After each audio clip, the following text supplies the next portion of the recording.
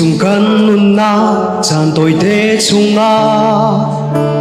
dây đã căn cồn hồn suy nguồn lung thiêng mô bin thần liên lạc mô tông khâu thì lại mô nên thì riêng nụ chun nạc sáng chín chín na col beng ngã chun lấy chung na nun na su lâm man sung kha rua thà hào chẳng câu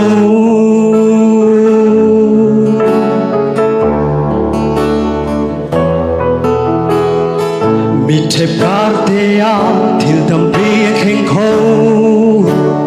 gan rua lo ning ning bang par bang oi khâu na chong bang til khâu chỉ khắc gian te a su chan ka la ka su lam ngai te nun khóa xa gấu lô đủ lệ khiêu than chan phải lệ chuan chan rong qua đèn hào đi lô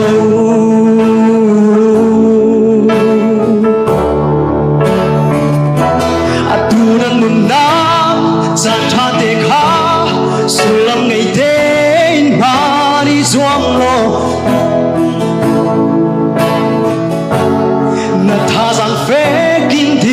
sang cô lô bông cầm khí chia sàn tiếc giống nga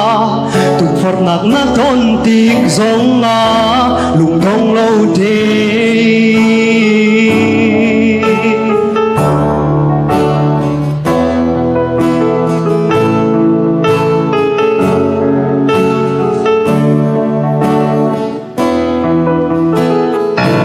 dây trúc cân khang mình na khăm khô lâu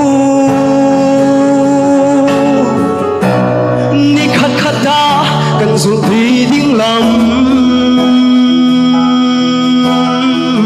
lấy đi bỏ ra băng mình mây chun cha băng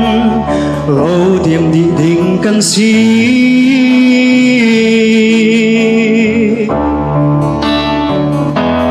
tu nan nát chan tha te kha